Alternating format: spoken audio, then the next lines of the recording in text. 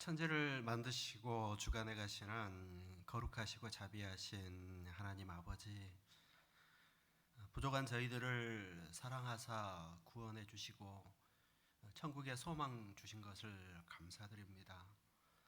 주님의 몸된 교회와 또 형제 자매들을 보내주셔서 함께 교제하며 살아갈 수 있도록 인도하심도 감사드립니다. 만물의 마지막에 가까운 이때에 저희들 더욱더 믿음이 필요합니다. 주님을 의지하는 견고한 믿음 지켜주시고 또 주님의 마음과 또 주님의 뜨거운 그 열정을 갖고 살아갈 수 있도록 늘 도와주시기를 간절히 바랍니다. 다음 주부터 저희들 어린이 집회를 진행을 합니다. 이번 초등부 집회를 통해서 우리 귀한 어린 영혼들 믿음이 견고케 되고 또 구원의 역사가 나타날 수 있도록 도와주시기를 바랍니다. 3월 20일부터 대전도 집회를 위해서 기도합니다. 이번 집회를 통해서 많은 새로운 영혼들이 말씀 듣게 도와주시고 또 구원의 역사 나타나도록 이끌어 주시옵기를 간절히 바랍니다. 우리 가운데 건강이 좋지 않으신 분들 건강 지켜주시기를 바랍니다. 여러 가지 시험과 환난과 고난 중에 있는 식구들, 그 모든 형편 아쉬움에 주님이 말씀으로 위로해 주시고 또 기도로서 이겨나갈 수 있도록 도와주시옵기를 간절히 바랍니다. 주님의 사모교회 든든히 세워주셔서 우리 교회가 주님 앞에 귀하게 쓰임받는 그런 교회 되기를 간절히 바랍니다. 오늘 필요한 말씀으로 우리들에게 공급하여 주시기를 간절히 바랍니다. 또 어쩔 수 없이 참여하지 못한 식구들에게도 같은 은혜 베풀어 주시옵소서. 예수님의 이름으로 기도했습니다. 아멘. 마태복음 6장 말씀을 찾겠습니다.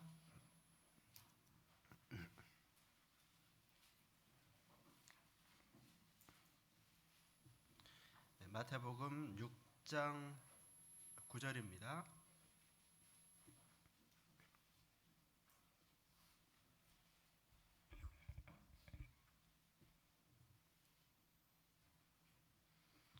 (6장) 9절부터 15절까지입니다. 9절에서 15절까지 천천히 같이 읽도록 하겠습니다.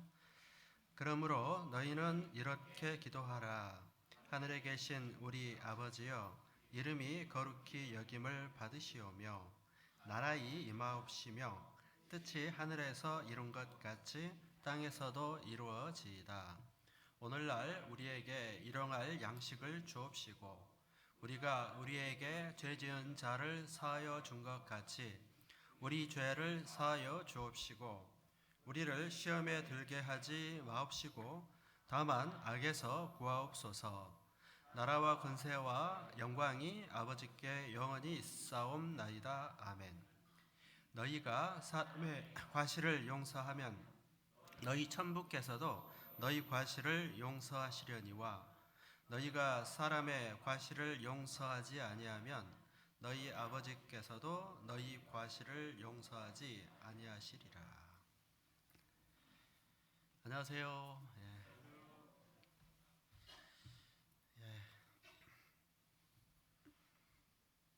오늘은 지난번에 주기도문에 대한 말씀을 한번 드렸는데 주기도문, 주님의 가르치신 기도 두 번째입니다. 지난번에 주기도문을 끝까지 하진 않았기 때문에 연결해서 말씀을 전하도록 그렇게 하겠습니다. 그리고 매달 한 가지씩 우리 교회 어떤 캠페인이라고 할까, 이렇게 좀 소식지에도 올리고 이렇게 하고 있는데 지난달에는 주일 청소 좀 참여합시다라고 이렇게 광고를 드렸고 또 더 많이 참여하셔가지고 교회당이 깨끗하게 된 것 같아서 감사한 그런 마음을 갖습니다. 캠페인 한 달만 하면 안 되겠죠? 계속해서 주일날 청소를 좀 다 같이 했으면 좋겠습니다. 우리 교회는 따로 청소하는 영역 직원 없습니다. 누가 해야 되죠? 너와 내가 아니면 누가 하랴? 우리밖에 없어요. 그래서 내가 안 하면 또 다른 분들이 또 수고하고 그렇습니다. 또 우리가 안 하면은 몇몇 그 맡은 분들이 이제 수고를 해야 되니까 좀 꼭 분담하면 좋겠습니다. 그래서 청소 계속 좀 참여 바라고요. 또 이제 두 번째 이제 캠페인은 주일 오후 모임 참여합시다. 이번 달에는 좀 2월, 3월에는 그렇게 정했으면 좋겠어요. 그래서 우리가 주일 오후에 회별 모임이나 뭐 구역 모임, 또 모두회 이런 모임들이 있는데 거기에 꼭 좀 적극적으로 참여를 바랍니다. 그래서 회별 모임에는 회별로, 또 구역 모임은 구역별로, 또 여러 가지 모임들이 있으니까 또 임원들은 임원 교제도 있고요. 그래서 주일 오후 교제를 좀 적극적으로 참여해 주시기 바래요. 필요하니까 한 겁니다. 그래서 주일 교제에는 주일만 또 나오시는 분들도 계시거든요. 그분들에게 교제할 수 있는 장은 주일밖에 없잖아요. 그래서 짧은 시간입니다. 주일은 길게 하지 않아요. 주일날은 간단하게 이렇게 교제를 하는데 길지는 않지만 그 굉장히 큰 의미가 있다고 생각합니다. 근데 그게 의미가 있으려면 우리가 힘써 지켜야 돼요. 근데 먼저 구원받은 사람들이 나는 구역 모임도 갖고 저 모임도 갖고 이런 마음을 가지고 굳이 주일날 모임을 안 가도 돼라고 생각하고 소홀히 여기면 꼭 와야 되실 분들이 안 오시는 거예요. 유야무야 그 모임이 돼버리는 거거든요. 그러면 안 됩니다. 그래서 어쨌든 교회의 어떤 일이 결정이 되면 적극적으로 참여하는 것이 그게 마땅한 그 덕이라고 생각이 돼요.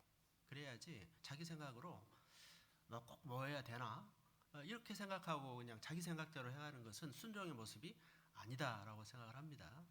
그래서 주일 오후 모임도 결정이 됐으면 그 청소하는 것도 시간 맞춰서 하고 또 그 다음에 교제하는 시간도 참여해 주시기를 부탁을 드립니다.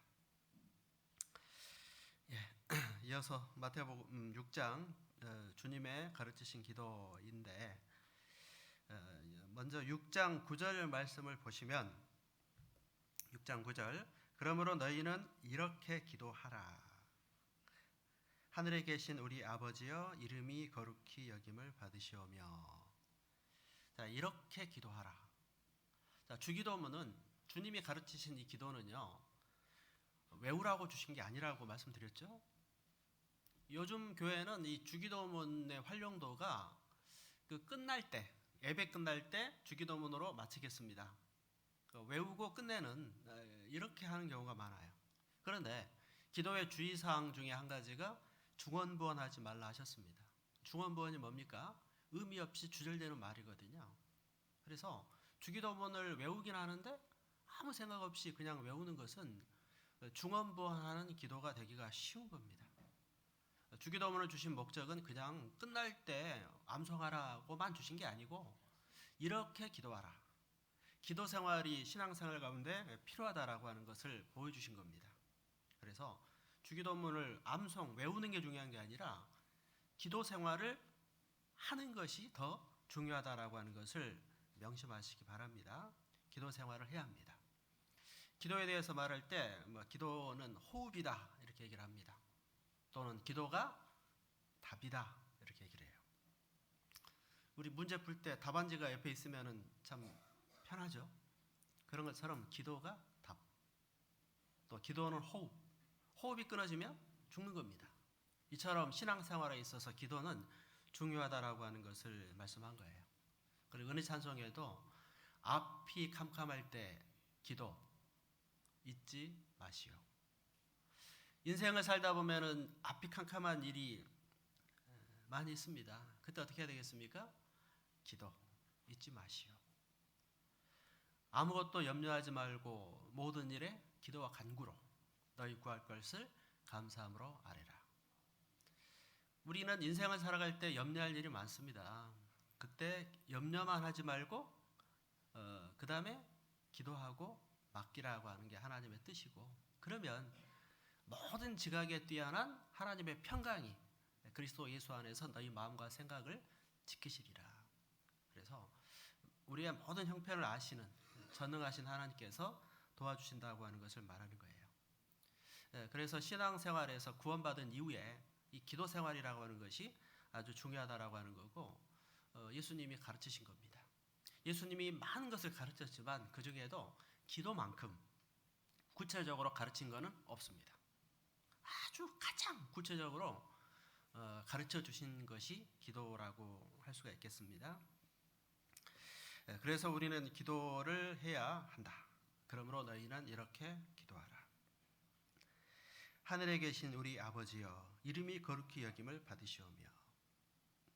자, 기도의 첫 번째는 하나님께 영광 돌리는, 하나님을 찬양하는 것이 첫 번째 기도의 순서라고 할 수가 있겠습니다.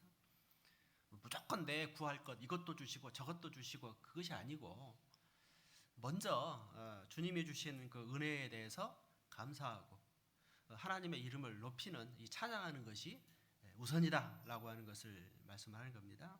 그래서 하늘에 계신 우리 아버지요, 하나님이 내 아버지가 되셔야 되고요. 어떻게 해야 우리 아버지, 내 아버지가 되시냐? 거듭나셔야 돼요.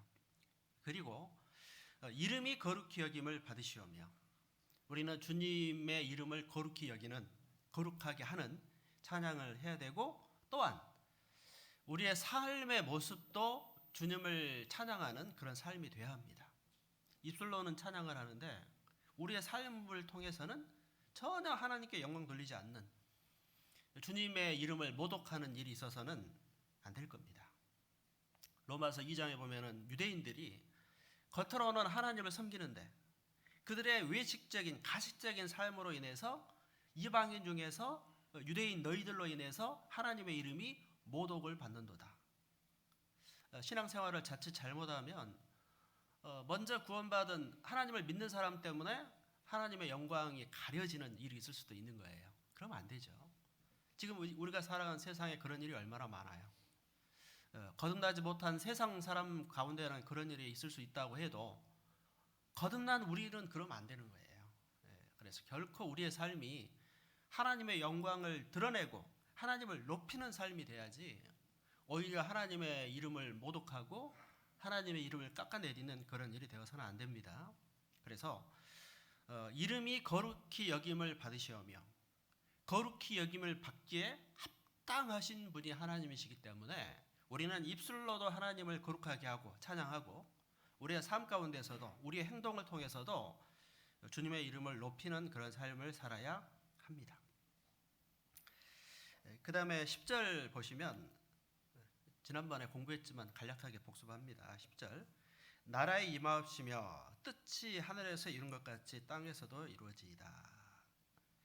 먼저 하나님을 찬양을 했습니다. 그 다음에 할 기도는 나라의 임하옵시고 뜻이 이루어진 것 같이 이 땅에서 이루어지기를 구하라. 역시나 내게 필요한 것 이것 주세요 저것 주세요 보다도 먼저 구할 것은 뭡니까? 나라의 임하옵시며 뜻이 하늘에서 이룬 것 같이 땅에서도 이루어지이다. 그래서 하나님 나라, 천국, 나라가 임하고 하나님의 뜻이 이 땅에서 이루어져야 됩니다.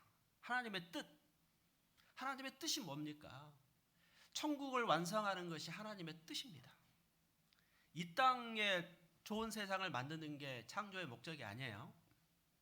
이 땅의 역사는 천국을 준비하는 과정입니다. 우리가 집을 지을 때 가건물을 짓고 그 다음에 본 건물을 지으면 가건물은 없앱니다.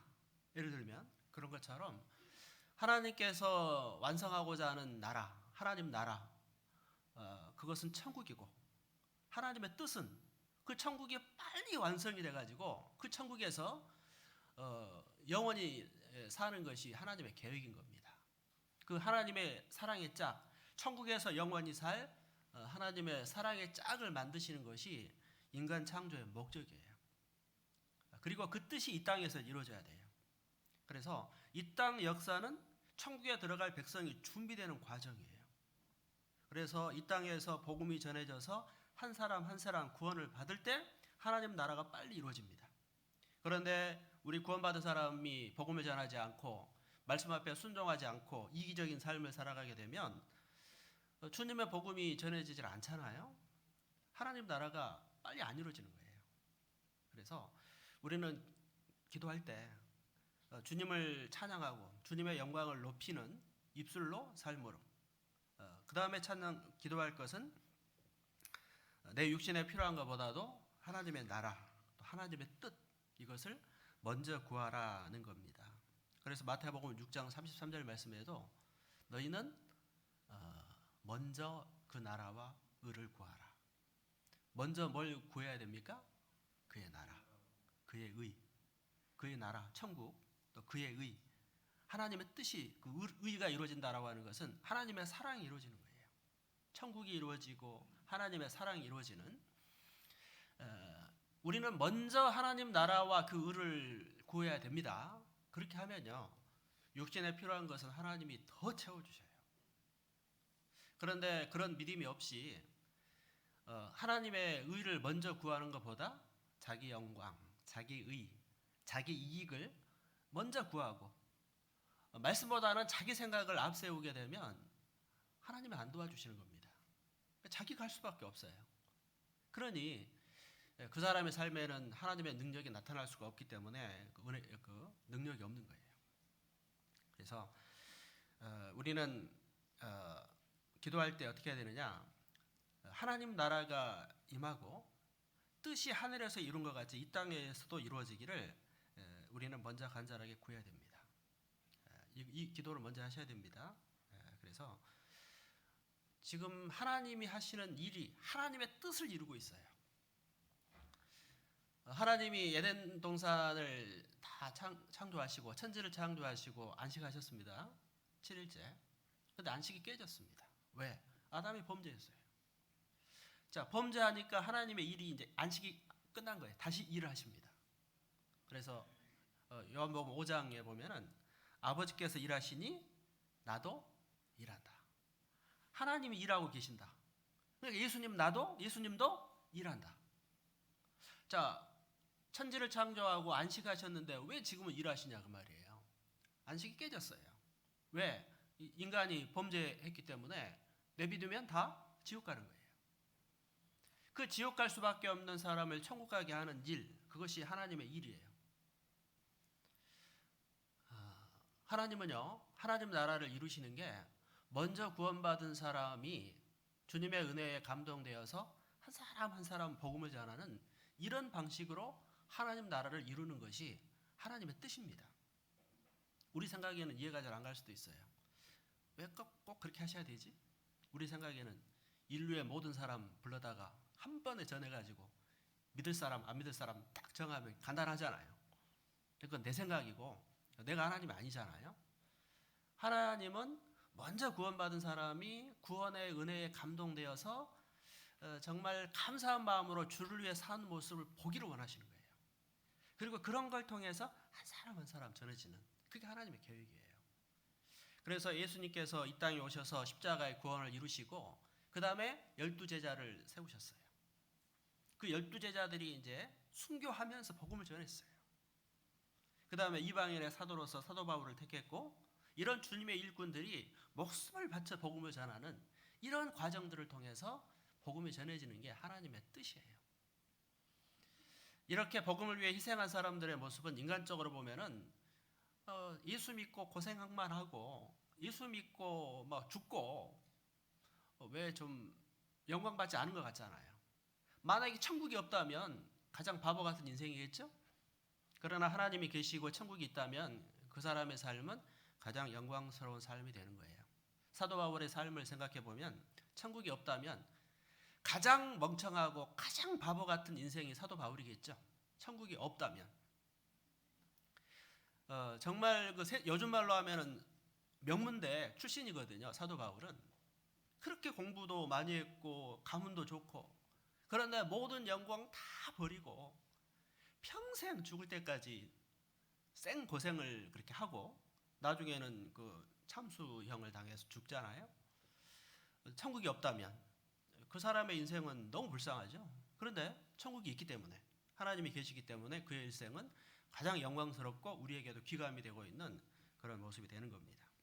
그래서 나라의 임하옵시며 뜻이 하늘에서 이룬 것 같이 땅에서도 이루어지이다. 이런 기도를 해야 됩니다. 그 다음에 11절에 오늘날 우리에게 일용할 양식을 주옵시고 그 다음에 우리에게 필요한 걸 구하는 거예요. 자, 오늘날 우리에게 일용할 양식을 주옵시고 여기서 어떤 양식입니까? 일용할 양식.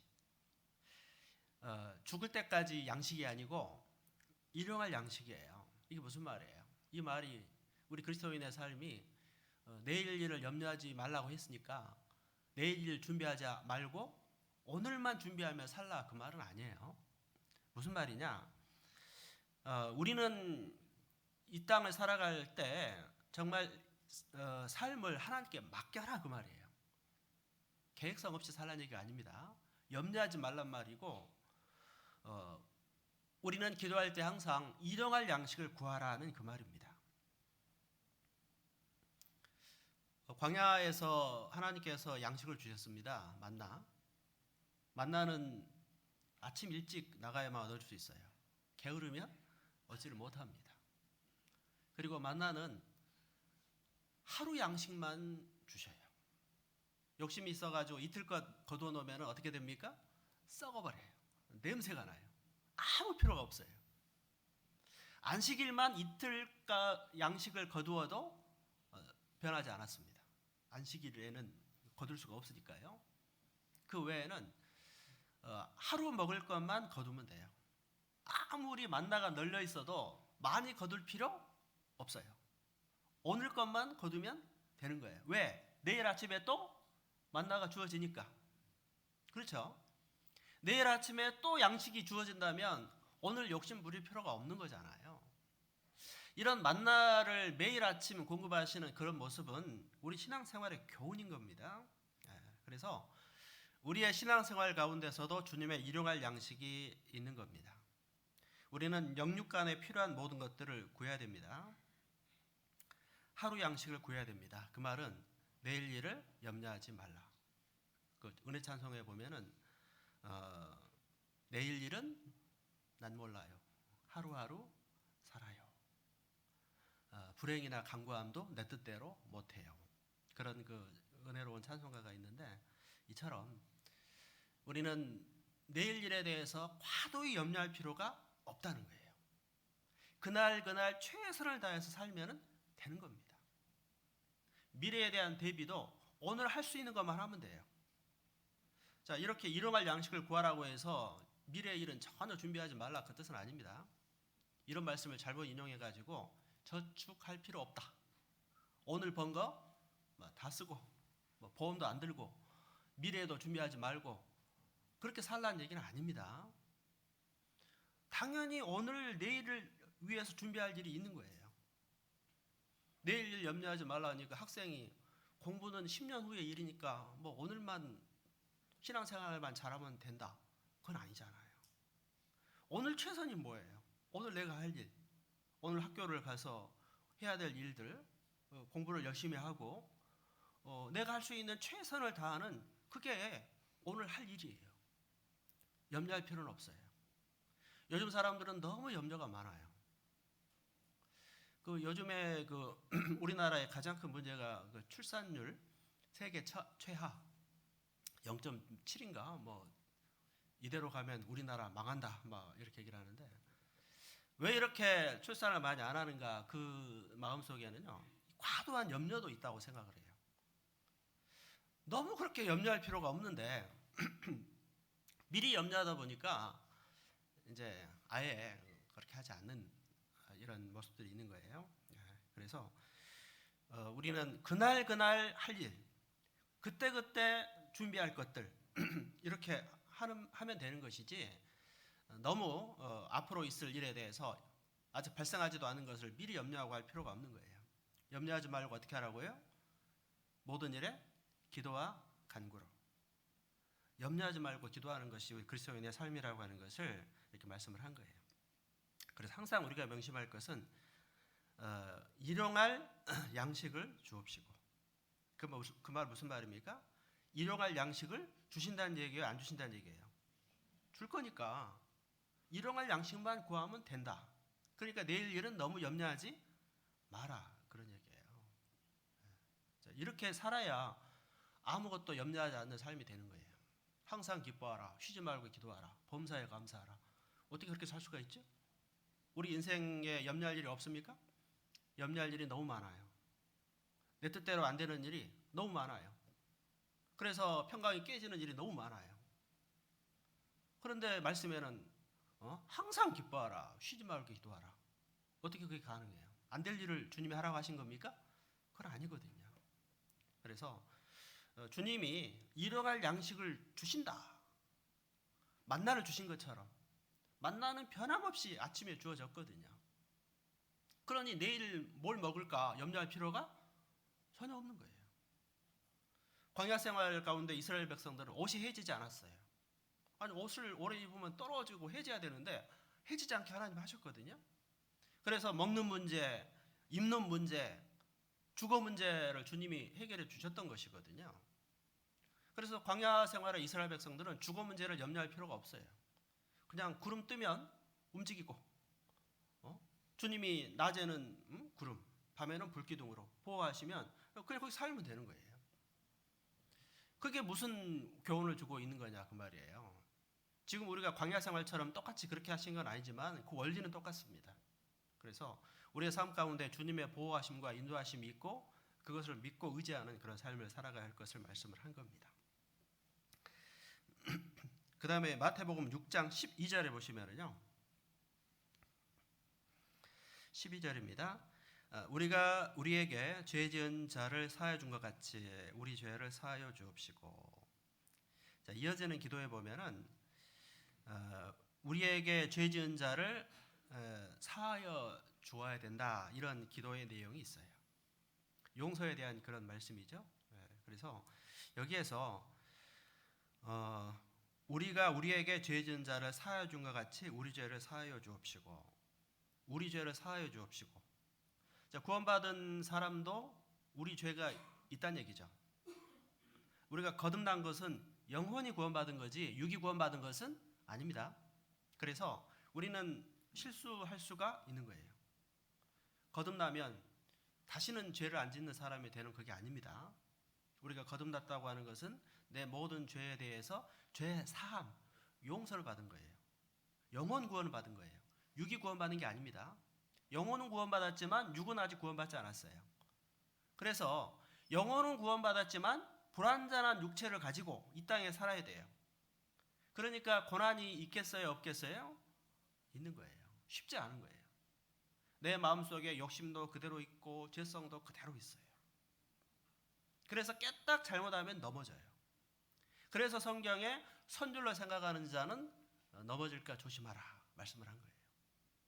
왜 근신하라 깨어라 그런 말씀이 있겠습니까? 대적 마귀가 우는 사자처럼 두루다니며 삼킬 자를 찾는다. 인생에 시험도 있고 뜻하지 않은 사고도 있고 마귀의 유혹도 있어요. 이 마귀 사단이 우는 사자, 굶주린 사자입니다. 사자가 몇 날 못 먹어가지고 막 배가 고파요. 그런데 그 먹잇감을 한번 그 캐치를 했어요. 그러면 어떤 자세로 그 공격을 하겠습니까? 미친 듯이 그 먹잇감을 향해서 나가고 그 먹잇감 포착이 되면 절대 포기하지 않을 겁니다. 그렇죠? 이 짐승의 세계 보면은요, 이 먹는 게 짐승의 전부예요. 그렇죠? 온통 뭘 먹을까, 뭘 잡아 먹을까만 생각하고 있고 그 먹잇감을 쟁취하기 위해서 목숨을 걸고 싸웁니다. 평생 먹을 것을 위해서 싸우다가 죽는 게 그게 짐승의 모습이에요. 자, 굶주린 사자처럼 이 마귀가 정말 그 우리 구원받은 사람의 신앙을 넘어지게 이제 노린다라고 하는 그런 말씀이에요. 실제입니다. 그것은 마귀는요 대적자예요. 하나님께서 마귀로 하여금 우리 구원받은 사람들을 유혹하도록 허락하신 거예요. 왜? 그 유혹의 테스트를 이겨내야 하나님의 자녀의 자격을 얻게 되는 거예요. 그리고 그런 마귀의 시험을 통해서 우리의 믿음이 더 견고케 되는 겁니다. 시험이 있어야 신앙도 더 견고하게 되는 겁니다. 그런 여러 가지 하나님의 뜻이 있는 거예요. 그래서 우리 죄를 사하여 주옵시고. 구원받은 이후에 우리 삶은 완전하지 않습니다. 여차하면 넘어질 수 있어요. 구원받은 사람도 구원받은 이후의 삶 가운데 하나님 앞에 그 죄를 짓는 일이 반드시 있어요. 물론 거듭난 그날부터 죄를 점점 덜 짓게 되는, 죄를 멀리하게 되는 그런 변화가 있습니다. 그렇지만 죄로부터 완전 해방되는 것은 우리가 천국에 들어가야 되는 거예요. 이 땅에 사는 동안에는 우리 안에 죄성이 그대로 남아있기 때문에 우리는 여전히 죄를 지을 수가 있고 그런 요소들이 있는 겁니다. 그래서 우리는 기도할 때 이런 죄를 하나님 앞에 용서받는 이런 일이 계속 있어야 돼요. 지옥 갈 죄로부터 회개는 일회성이지만, 구원받을 때 회개는 일회성이지만, 구원받은 다음에 생활 중의 죄에 대한 회개는 날마다 있어야 될 것을 말씀하는 겁니다. 예수님의 피로 영원한 속죄 받았다고 해서 마음대로 죄를 지어도 되는 것처럼 생각하면 절대 안 됩니다. 만약에 그런 생각을 갖고 있다면 그것은 마귀복음이에요. 그 이단적인 겁니다. 절대 그런 일이 있을 수가 없어요. 자, 우리는 죄를 멀리해야 되고, 그러니까 죄를 이기는 삶을 계속 살아야 되고, 그래서 생활 중에 죄를 용서받는 이런 삶이 반복적으로 있어야 된다라고 하는 것을 말씀을 하는 겁니다. 여기 성경 구절 한번 화면에 보시면은요, 자기 허물을 능히 깨달을 자가 누구리요? 나를 숨은 허물에서 벗어나게 하소서. 숨은 허물이 있을 수 있어요, 우리 안에. 그 다음에 13절에 보면은 또 주의 종으로 고범죄를 짓지 말게 하사 그 죄가 나를 주장하지 못하게 하소서. 고범죄, 고의적으로 짓는 죄예요. 쥐도 새도 모르는 숨은 죄 있을 수 있습니다. 또는 고의적으로 짓는 죄. 안 되는 줄 알면서도 육신에 빠져가지고 그 죄를 짓는 거예요. 욕심에 빠져서 또는 유혹에 빠져서 이런 죄를 지을 수가 있다고 하는 것을 이렇게 말씀하시는 그런 내용입니다. 그래서 우리 구원받은 사람들도 이렇게 죄를 지을 수 있어요. 하나님의 속성은 거룩함. 하나님은 거룩한 분이십니다. 그 레위기 같은 이런 말씀을 보면 정결에 대한 규례가 너무너무 많아요. 구약 성경에. 정결케 되는 규례. 또는 그 음식 먹는 것도요. 정한 음식, 부정한 거, 이게 막 규정이 복잡하게 돼 있습니다. 이걸 뭘 말하는 거냐? 하나님의 속성인 거룩함을 말하는 거예요. 그래서 우리가 천국에 들어가려면 거룩해져야 됩니다. 우리가 천국에 못 들어가는 이유는 교회 안 다녀서가 아닙니다. 죄 때문이에요. 우리가 천국에 들어가려면 죄를 사함 받아야 되고, 죄 사함 받는 것이 거듭남이다, 구원이다라고 하는 것을 알 수 있어요. 그런데 죄 사함은 내 방법으로는 안 돼요. 찬송가 343장에 울어도 못하네, 힘써도 못하네, 참아도 못하네, 몸부림을 치고 어떤 고행을 하고 아무리 돈을 많이 바쳐도 내 죄를 사할 수 있습니까? 없앨 수 있습니까? 안 돼요.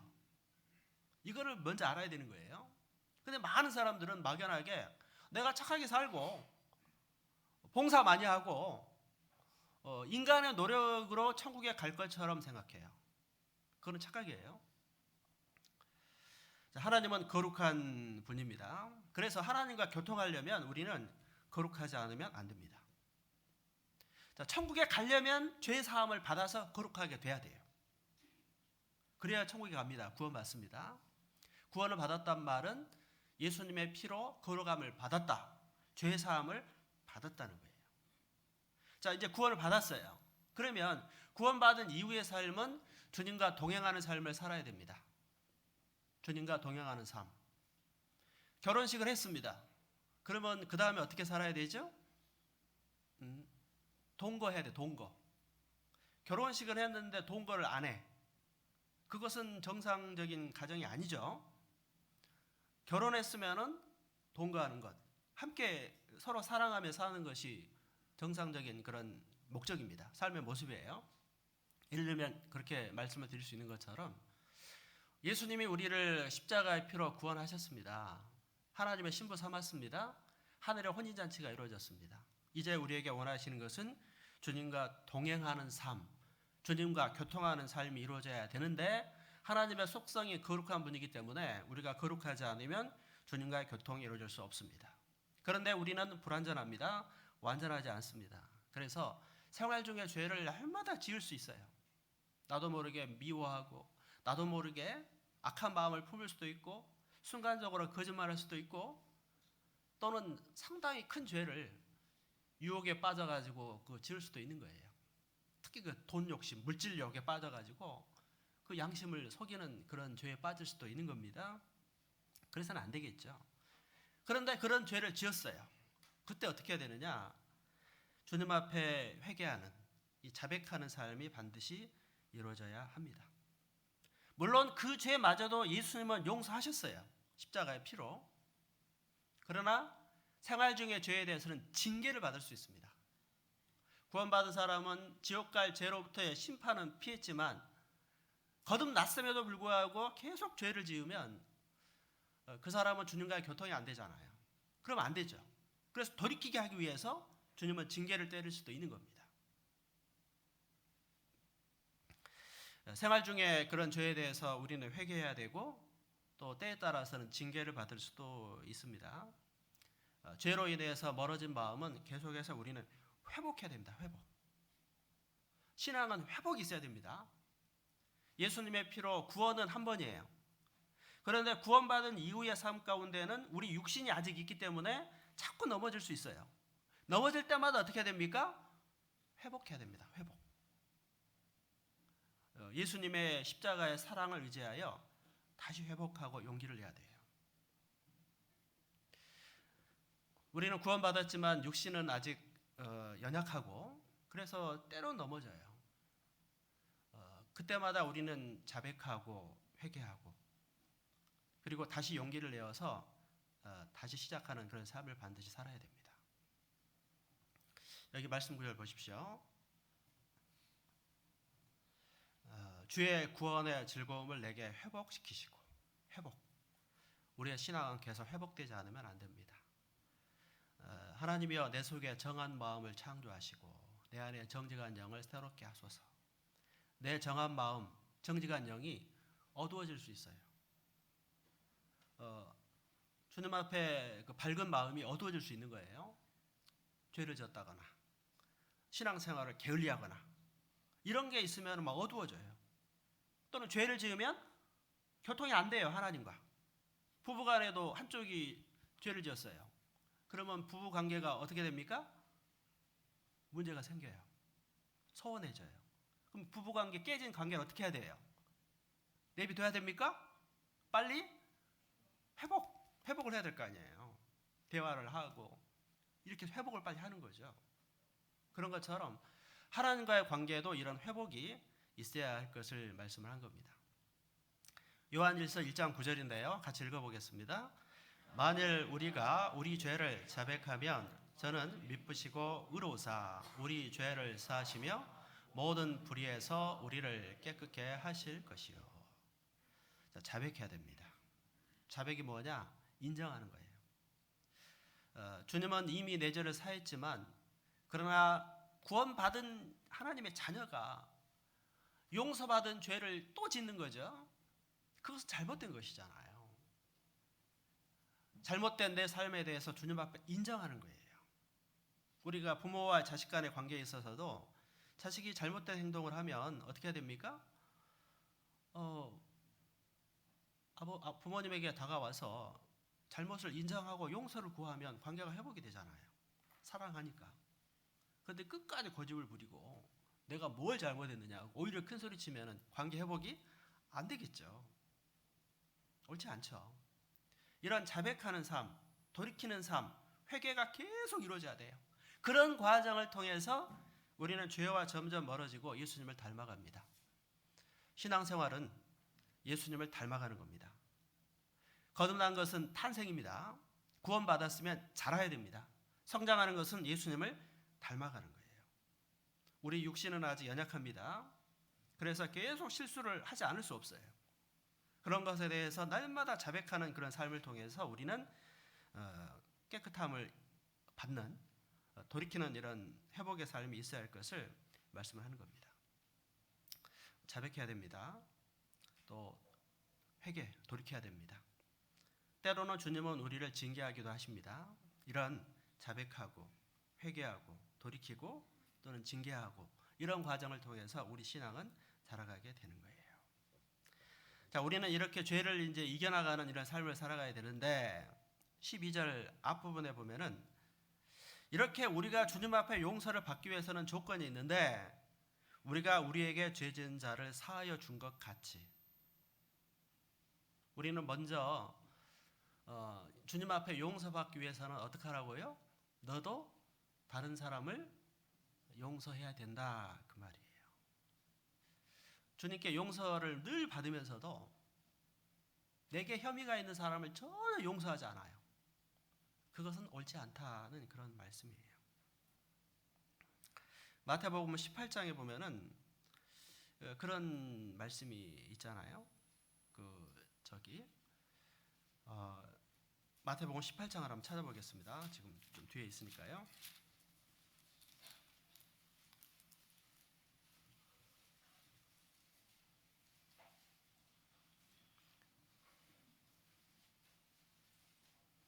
마태복음 18장 33절입니다.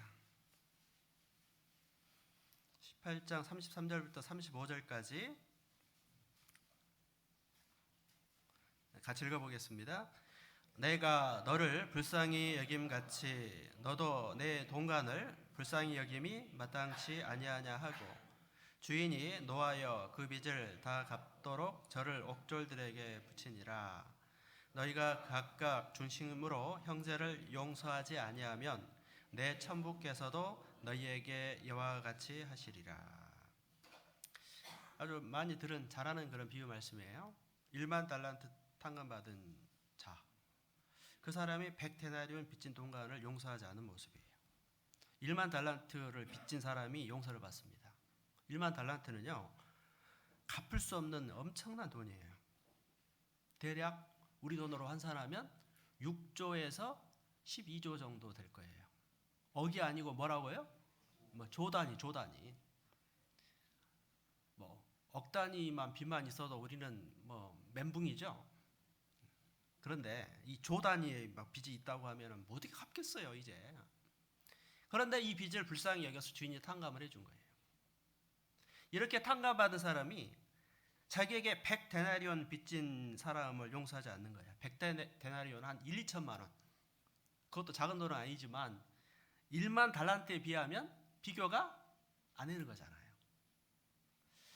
그걸 보고 주인이 민망히 여기는 거예요. 야, 내가 너를 불쌍히 여긴 같이 너도 불쌍히 여겨야 되지 않냐. 이런 말씀을 하시면서 결론적으로 35절에 너희가 각각 중심으로 형제를 용서하지 아니하면 내 천부께서도 너희에게 이와 같이 하시리라 말씀을 한 겁니다. 그래서 기도할 때 응답받는 조건은 뭐냐? 우리는 기도할 때 주님 앞에 죄에 대한 용서를 먼저 받아야 되는데 그 죄 용서를 받기 위해서는 너도 혐의가 있는 다른 사람들을 용서하라는 그 말씀이에요. 그런데 우리가 용서하지 않으면 주님도 우리를 용서하지 않겠다. 우리는 징계를 받을 수밖에 없는 거예요. 이 말씀은 무슨 말이냐? 형제 자매를 용서하라. 그래야 우리도 용서받을 수 있고 신앙의 회복이 되고 신앙생활을 잘할 수 있다고 하는 것을 말씀을 한 거예요. 그래서 신앙생활에 용서한다고 하는 게 중요한 겁니다.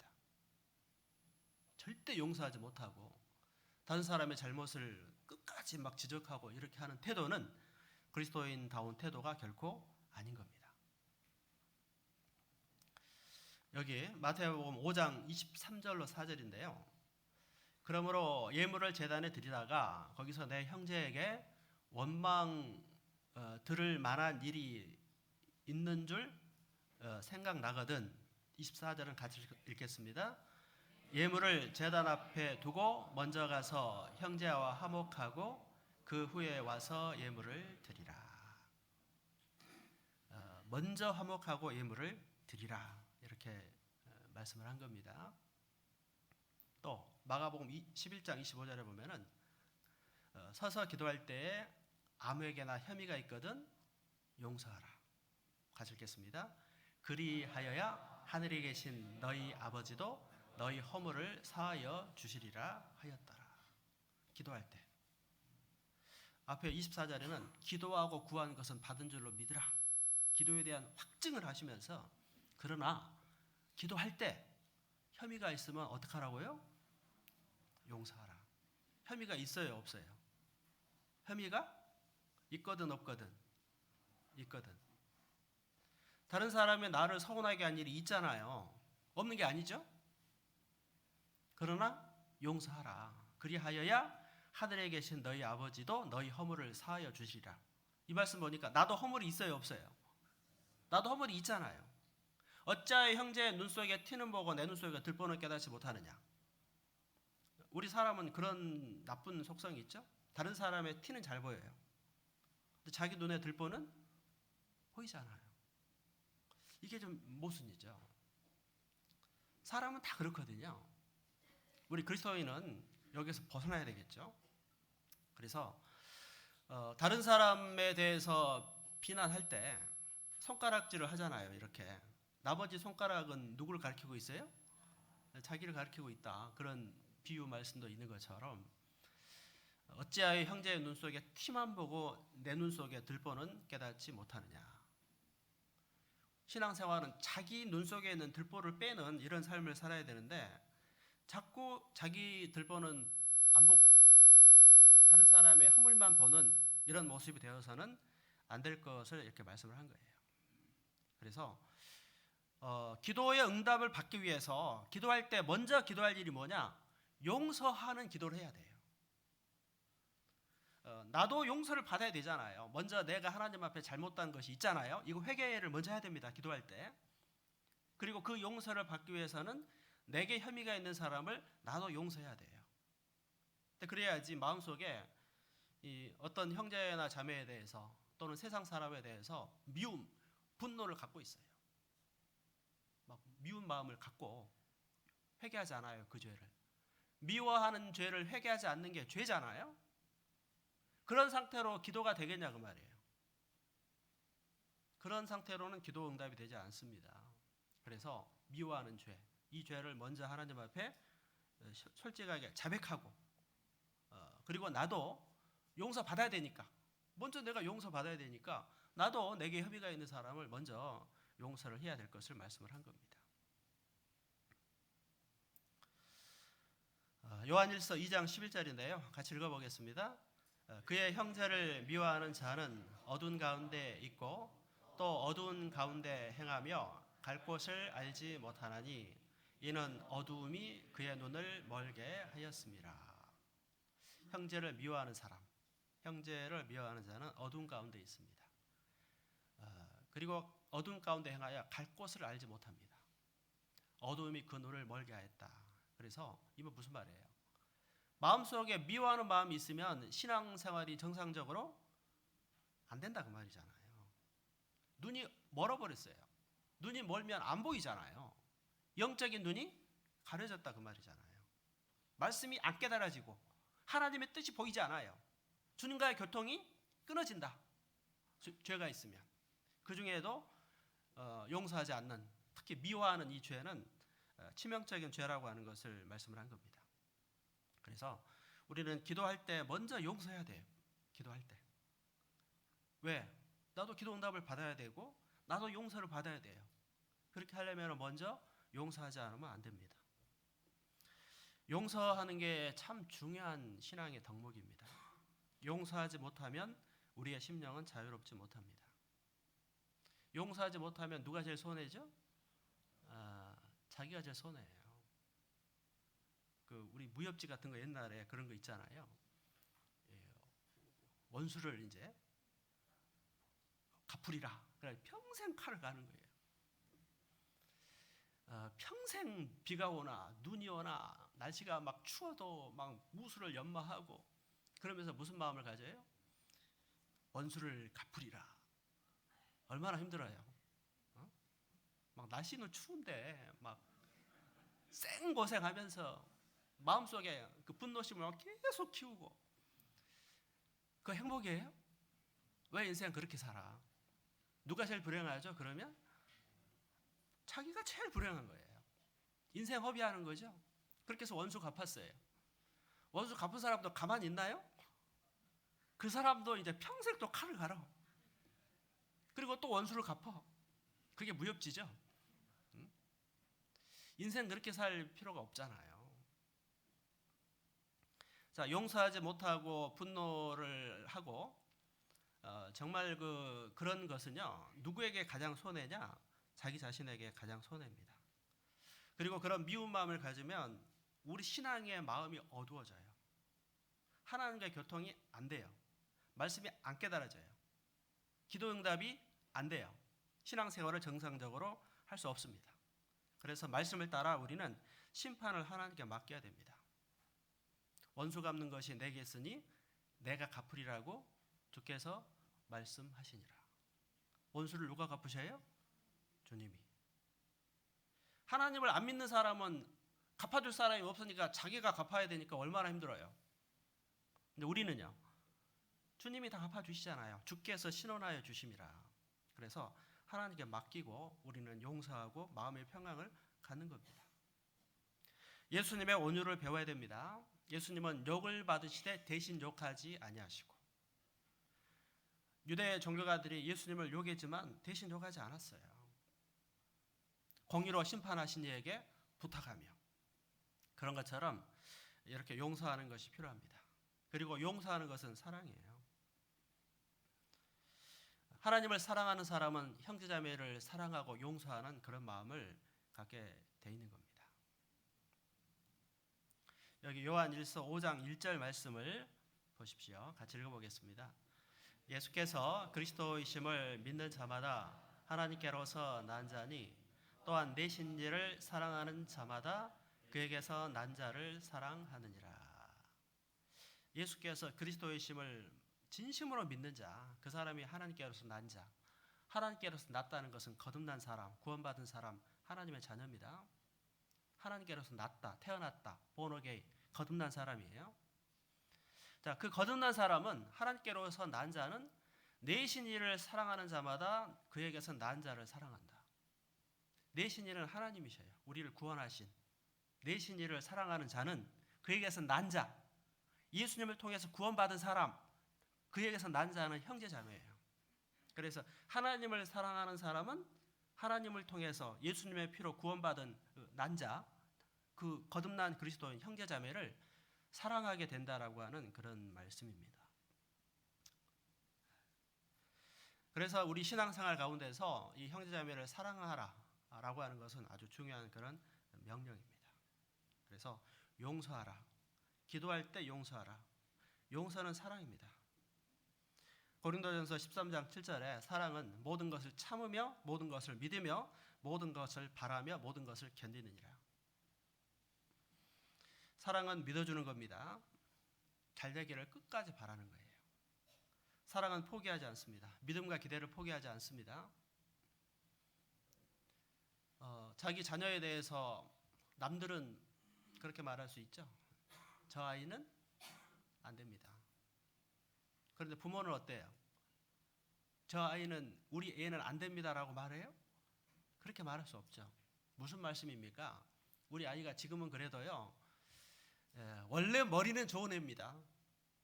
공부를 안 해서 그렇지. 엄마는 꼭 그렇게 얘기하잖아요. 그리고 정신 차리면 더 잘할 겁니다. 사랑하는 사람은 그렇게 생각합니다. 자기 자녀에 대해서는 지금은 공부 안 하고 말썽 피우지만은 언젠가 정신 차리면 더 잘할 수 있습니다라는 기대감이 있어야 되거든요. 이 기대감이 무너져 버리면 포기해버리는 거죠. 사랑하는 형제자매들에 대해서는 그런 마음을 가져야 됩니다. 그래서 서로에 대한 믿음을 가져야 됩니다. 사랑은 서로에 대한 믿음과 신뢰를 가지는 거예요. 그래서 잘 되기를 끝까지 바라는 마음을 가져야 됩니다.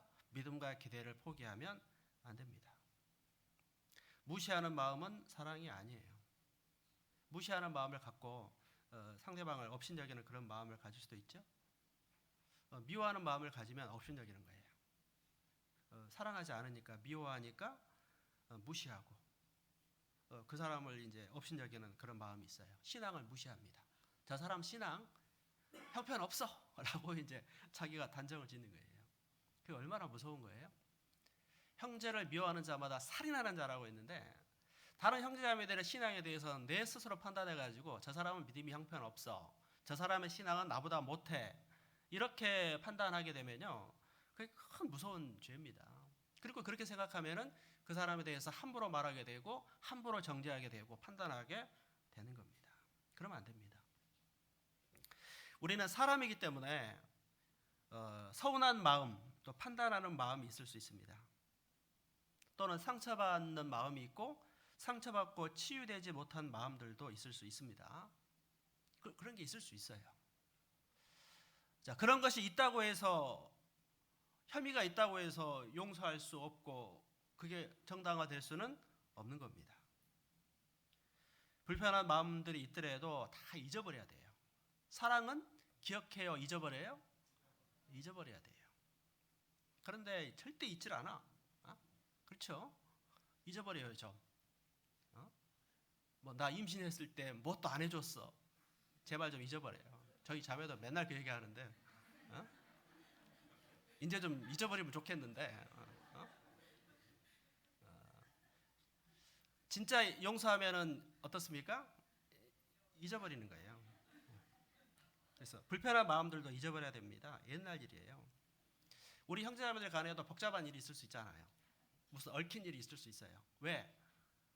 초창기에 믿음이 연약할 때, 교회가 힘들 때, 교회가 힘들고 숫자도 많지 않고 힘들 때 막 교회를 지켜가다 보니까 아웅다웅 믿음도 없지, 막 힘든 거예요. 이게 사소한 일로 좀 마음이 상하기도 하고 그런 것이 있을 수 있습니다. 그런 거에 대해서 다 잊어버려야 돼요. 이제는 옛날 일이에요. 믿음이 어렸을 때 일입니다. 과거는 잊어야 됩니다. 앞만 보고 가야 됩니다. 그것이 다가 아니에요. 인간관계 속에서 어떤 사람과 불편한 관계 있잖아요. 그게 다가 아니에요. 근데 우리는 불편한 관계가 있으면은 그게 전부처럼 보이는 거예요. 그 사람이 전부 그렇게 보여. 색안경 끼워져 버리는 거예요. 사랑의 색안경을 끼야 되는데 이 판단의 색안경을 끼니까 모든 게 이제 안 좋게 보이는 거예요. 아닙니다.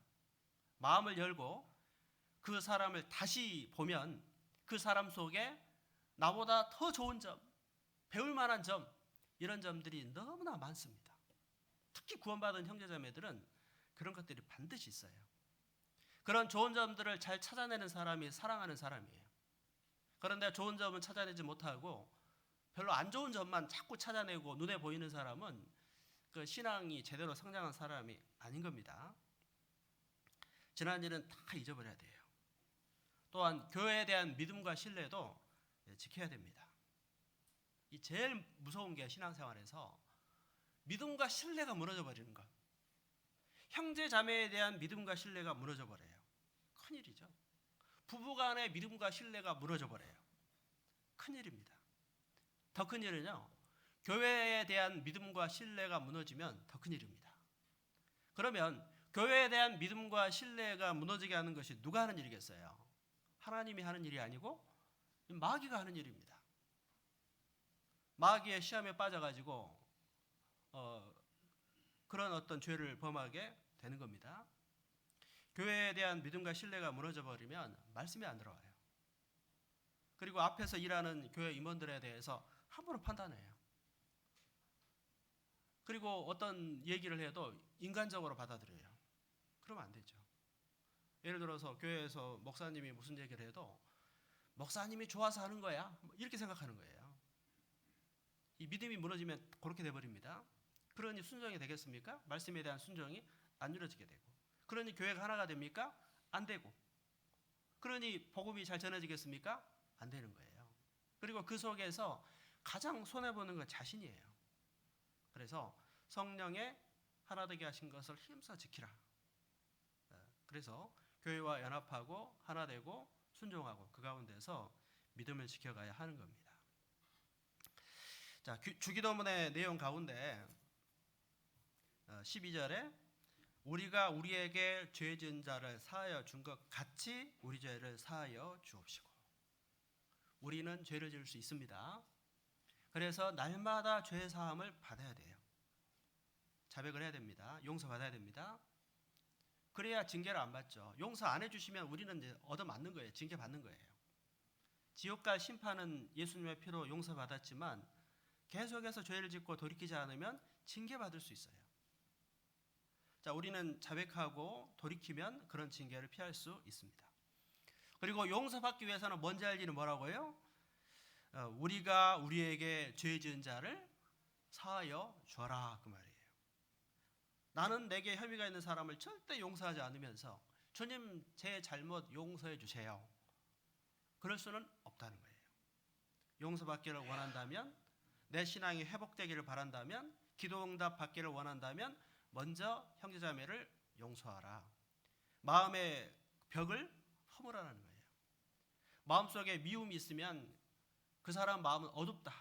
어두움이 그 마음을 주장한다. 요한일서 2장 말씀대로 그 어두움을 몰아내야 될 것을 말씀한 겁니다. 그 다음 13절 보겠습니다. 마태복음 6장 13절에 보면은 그 다음 주기도문 내용이 뭐냐면 13절입니다.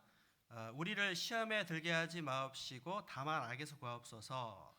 나라와 권세와 영광이 아버지께 영원히 있사옵나이다. 아멘.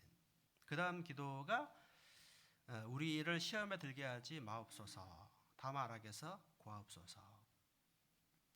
자, 여기 이 말씀 보니까 우리 구원받은 사람에게도 시험이 있어요, 없어요? 있잖아요. 시험이 없는 게 아닙니다. 시험이 있어요. 어떻게 우리는 기도해야 됩니까? 그 시험에서 우리를 건져 주십시오. 이런 기도를 하라는 거죠. 우리를 시험에 들게 마옵시고 다만 악에서 구하옵소서. 우리는 시험에서 구해주기를 기도해야 합니다. 우리는 사단을 이길 수 없습니다. 사단이 우는 사자처럼 두루다니며 삼킬 자를 찾습니다. 그래서 이 말씀에서 우리는요, 어떤 마음을 가져야 되느냐? 우리는 시험에 들 수 있다라는 거예요. 우리는 연약한 존재예요. 항상 그런 겸손한 마음을 갖는 것이 올바른 신앙의 자세입니다. 선줄로 생각하는 자는 넘어질까 조심하라. 신앙의 원리, 선줄로 생각하는 게 바로 넘어졌다는 징조라는 거예요. 나는 이제 잘하고 있어. 나는 믿음이 잘 자랐어. 나는 잘못이 없어. 그 교만한 마음이 넘어짐의 모습이라고 하는 것을 분명하게 말씀을 한 겁니다. 그래서 시험에 들지 않게 하옵시고, 우리는 시험에 들 수 있습니다. 즉 시험에 드는 연약한 존재예요. 우리는 마귀를 절대 이길 수 없어요. 마귀뿐만 아니라 내 육신의 소욕 이길 수 있습니까? 내 어떤 고집, 내 성격, 내 성질 절제할 수 있어요? 안 돼요. 내 자신도 못 이겨요, 우리는. 그러니 어떻게 해야 됩니까? 깨어있고 근신하고 늘 말씀 앞에 기도해야죠. 선줄로 생각하면, 나는 됐다고 생각하면 기도하지 않아요. 조심하지 않아요. 넘어지는 거예요. 그러나 마음을 낮추고 겸손한 사람은 나는 넘어질 수 있어. 나는 실수할 수 있어. 그러니까 조심해야 돼. 말도 조심하고 교제도 빠지면 안 돼. 나는 넘어질 수 있어. 연약해. 말씀 안 들으면, 교제 빠지면 금방 넘어져. 그래서 조심하고 말씀을 계속 묵상하고 교제 모임에도 빠지지 않고 열심히 참여하고 그 겸손한 마음을 가져야 그게 되는 것이죠. 그래서 시험에 들게 하지 마옵시고 다만 악에서 구하옵소서. 이렇게 우리는 기도해야 합니다. 하나님의 도우심을 항상 구해야 됩니다. 그래서 우리는 절대 교제를 떠나면 안 돼요. 어떻게 해야 우리가 시험을 이길 수 있습니까? 어떻게 해야 시험에 안 빠질 수 있습니까? 주님의 인도하심을 받아야 돼요. 성령의 인도하심을. 어떻게 성령의 인도를 받습니까?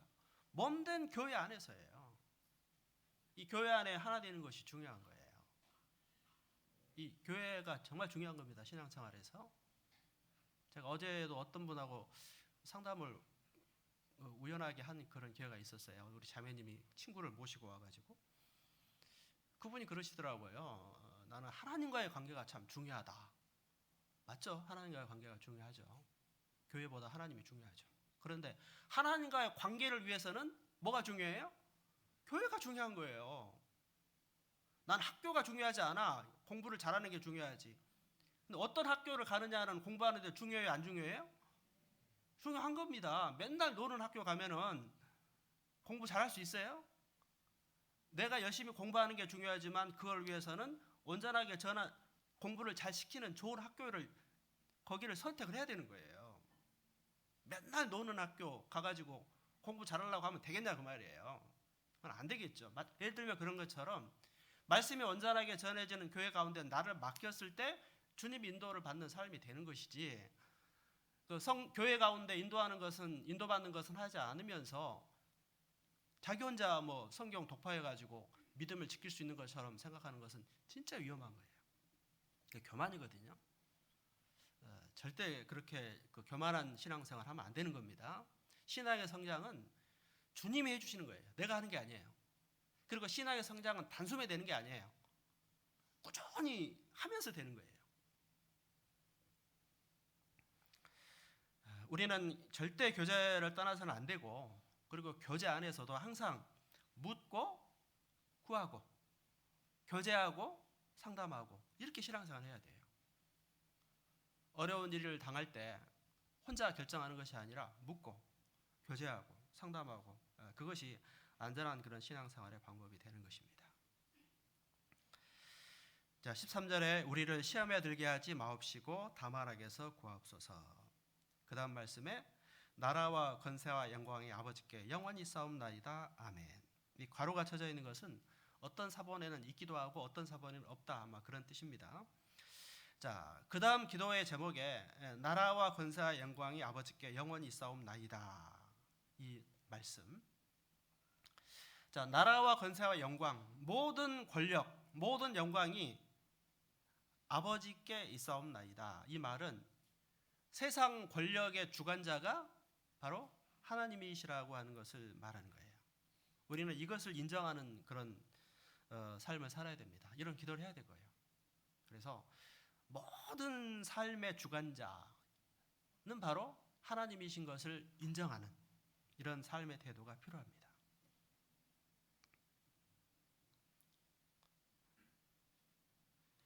여기 시편 36장 9절에 보면은요, 대저 생명의 원천이 주께 있사오니 주의 광명 중에 우리가 광명을 보리이다. 생명의 주관자는 하나님이십니다. 생명의 원천이 주께 있어요. 또 사무엘상 2장 6절에는 같이 읽어보겠습니다. 여호와는 죽이기도 하시고 살리기도 하시며 음부에 내리기도 하시고 올리기도 하시는도다. 죽고 사는 것은 우리 마음대로 되는 게 아니에요. 어떤 사람은 절대 죽지 않으려고 하지만 마음대로 됩니까? 더 빨리 죽어요. 반대로 어떤 사람은 나 죽을래. 죽는 건 마음대로 돼요? 안 돼요. 그래서 죽이기도 하고 살리기도 하고 음부에 내리기도 하고 올리기도 하고 생명은 하나님께 달려 있습니다. 나라와 권세와 영광이 아버지께 영원히 있습니다. 이 사실을 항상 인정하셔야 돼요. 다니엘서 4장 말씀인데요, 이 느부갓네살 왕이 7해 동안 쫓겨나서 살았던 그런 일이 있었습니다. 자, 그때 그런 일을 통해서 뭘 깨닫게 하시기를 원하셨냐? 여기 말씀에 그때에, 여기 같이 읽어보겠습니다. 그때에 지극히 높으신 자가 인간 나라를 다스리시며 자기의 뜻대로 그것을 누구에게든지 주시는 줄을 아시리이다. 자, 이 말씀은 권력의 주관자가 누구냐? 바로 하나님이시다라고 하는 것을 말하는 거예요. 지금 느부갓네살 왕이에요. 바벨론의 가장 강력한 왕이에요. 이 교만이 하늘을 찔러요. 그 사람에게 하나님께서 이상을 보여줘가지고 다니엘을 통해서 해석을 해주십니다. 7년 동안 짐승처럼 쫓겨나다 살다가 돌아올 것이다. 이걸 말씀을 하시는 거예요. 실제로 이렇게 됩니다. 자, 이런 걸 통해서 뭘 교훈하려고 하시는 거냐? 그것은 바로 지극히 높으신 자가 인간 나라를 다스린다. 그리고 자기 뜻대로 주신다. 권력, 정치 권력도 정권도 주관자가 바로 하나님인 것을 말씀하시는 그런 내용이에요. 다니엘서 5장 22절 말씀인데요. 벨사살 왕이요, 왕은 그의 아들이 되어서 이것을 다 알고도 오히려 마음을 낮추지 아니하고. 이것은 무슨 말씀이냐? 벨사살 왕, 바벨론 마지막 왕입니다. 벨사살 왕이 얼마나 교만했는지 성전에서 그 가지고 왔던 물건들을 가지고 막 술을 마시는 거예요. 잔치를 하고. 하나님이 진노하셨죠? 그때 하신 말씀이에요. 벨사살 왕이요, 왕은 그의 아들이 되어서 이것을 알고도 오히려 마음을 낮추지 않았다, 이렇게 말씀을 한 겁니다. 그래서 결국 손이 나타나가지고 메네 데겔 우바르신, 너는 이제 부족하다, 하나님 앞에 부족함이 보였다. 그날 밤에 죽임을 당합니다. 바벨론이 멸망합니다. 그 천하를 호령하던 바벨론도 멸망한 거예요. 자, 여기에서 그 아들이 되어서 이 벨사살 왕은 아버지를 통해서 그 내용을 알았잖아요. 알았으면 좀 돌이켜야 될 거 아니에요. 참 미련한 게 뭐냐면 사람이 알고도 행하지 않는다는 거. 아까 좀 전에 말씀드린 그 느부갓네살 왕도요, 다니엘을 통해서 보여줬어요. 7년 동안 너 이런 일이 있을 거야. 그 말 들었으면 어떻게 해야 돼요? 좀 반성하고 돌이키면은 그 벌을 안 받을 수도 있잖아요. 근데 까맣게 잊어버려요. 결국 그 일을 당합니다. 벨사살 왕은 그 아버지의 모습을 보고도 여전히 이렇게 우리나라가 강한 것은 하나님이 도와서가 아니고 내 능력이다, 내가 잘나서다, 이런 자랑하고 있는 거예요. 그날 밤에 하나님께서 그 강한 바벨론을 박살을 내버린 거예요. 그래서 권력도 하나님께 있다고 하는 것을 이렇게 분명하게 말씀을 한 겁니다. 로마서 13장 1절에도 그런 말씀 있잖아요. 권세는 주께 나지 않음이 없다. 세상 권력의 주관자가 하나님이에요. 그래서 모든 나라, 권세, 영광이 다 아버지께 있습니다. 그래서 우리는 어떻게 살아야 됩니까? 믿음으로 살아야 합니다. 말씀대로 살아야 합니다. 믿음으로, 말씀으로. 믿음을 따라, 말씀에 따라 사는 삶이 뭐냐? 교회 안에서 한 마음으로 연합하고 봉사하며 복음을 전하는 삶이에요. 그게 가장 가치 있는 삶입니다. 자, 나라와 권세와 영광이 아버지께 영원히 있사옵나이다.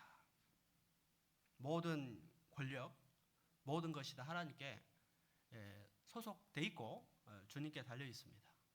우리는 이걸 인정해야 돼요. 그래서 신앙생활 하는 가운데에서 항상 생명의 주관자도 하나님이다. 권력의 주관자도 하나님이다. 부의 주관자도 하나님이셔요. 부자 되게 하는 것도 하나님이 도와주셔야 돼요. 어떤 사람은 부하게도 하고 가난하게도 하시고, 그런 말씀도 있잖아요. 부하게도 하시고 가난하게도 하시며, 살게도 하시고 죽게도 하시고 가난하게도 하고 부하게도 하시고 높이기도 하시고 낮추기도 하시고, 모든 권력의 주관자는 하나님이십니다. 우리가 이것을 인정하고 살아야 됩니다. 그래서 항상 너는 범사의 그를 인정하라. 잠언 3장 6절에 그랬죠. 너는 범사의 그를 인정하라. 그리하면 내 길을 지도하시리라. 우리는 범사의 모든 일에 그를, 하나님을 인정하는 거예요. 이게 신앙생활의 기본입니다. 시편 73편 28절에는 하나님께 가까이 함이 내게 복이라. 자, 하나님을 인정하고 믿음 안에 살아가는 것이 가장 지혜로운 삶이다. 복이라, 그 말이에요. 왜? 역사의 주관자, 나라와 권세와 영광이 아버지께 있다면 그 하나님께 잘 보이는 삶이 가장 지혜로운 삶이에요. 당연한 거 아니겠습니까? 하나님께 밉보이는 삶, 하나님을 멀리하는 삶이 결코 지혜로운 삶이 아니에요. 하나님을 멀리하고 신앙생활 제대로 안 하면서 자기 방법대로 죽을 고생을 하는 거예요. 그 지혜로운 겁니까? 어리석은 거예요. 열심히 수고했지만 수고한 그 대가를 얻지를 못하는 겁니다. 시편 128편 보시겠습니다.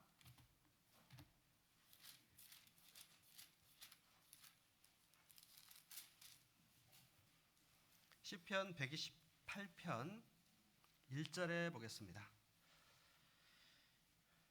899페이지입니다. 128편 1절, 2절 같이 읽어보겠습니다. 여호와를 경외하며 그 도에 행하는 자마다 복이 있도다. 내가 내 손이 수고한 대로 먹을 것이라. 내가 복되고 형통하리로다. 2절에 내 손이 수고한 대로 먹을 것이라. 수고한 대로 거두는 것도 축복이잖아요. 수고했지만 거두지 못하는 일이 있을 수도 있는 겁니다. 우리가 하나님을 떠나서 불순종하면 수고한다고 해서 잘 되는 것이 아니에요. 수고했지만 보상이 없는 그런 모습이 있을 수도 있습니다. 그래서 모든 권력과 주관자가 하나님, 나라와 권세와 영광이 아버지께 있습니다.